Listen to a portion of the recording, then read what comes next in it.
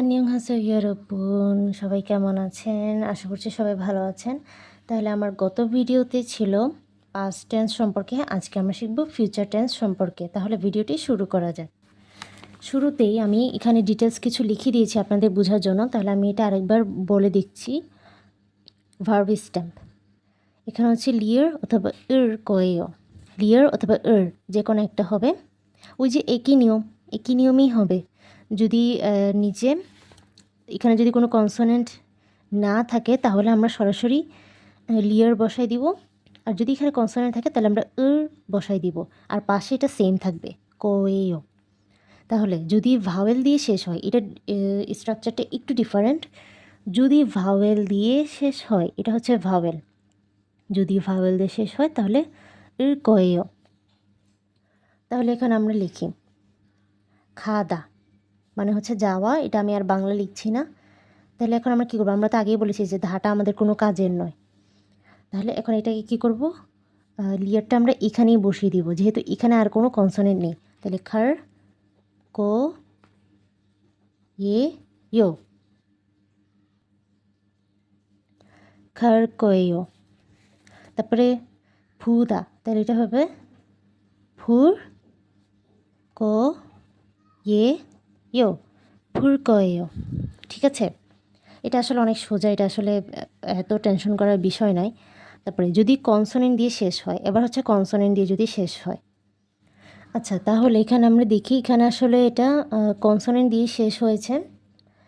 তাহলে আমরা লিয়ারটাই বসাবো। এখানে আমি আসলে এটার এই রিলেটেড উদাহরণটা দিইনি, বাট আমি এটা লিখে দিই এখানে।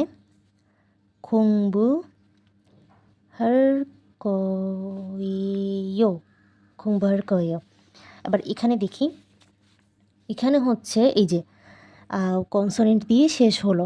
এই যে আমরা যেমনটি না বলেছি কনসোনেন্ট দিয়ে শেষ হলো। মগধা, এটা তো আমাদের কাজের নয়, এটা আমরা ক্রস দিয়ে দিই।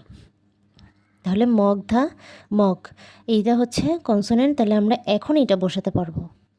মগ ক ইয়ো, মগর কয়ো। এটা হচ্ছে মান্নাদা মানে হচ্ছে দেখা করা। এটাও আসলে লাস্টে ভাওয়েল দিয়ে শেষ হলো। তাহলে আমরা লিখব মান্নার ইয়ো, মান্নার কয়ো। ছাত্তা, ছাত্তা অর্থ খোঁজা। তাহলে আমরা লিখব, এই যে এখানে একটা কনসোনেন্ট আছে না, তাহলে আমরা এখন লিখব, এখানে আমরা লিখব কো ইয়ো, ছাড় কয়ো।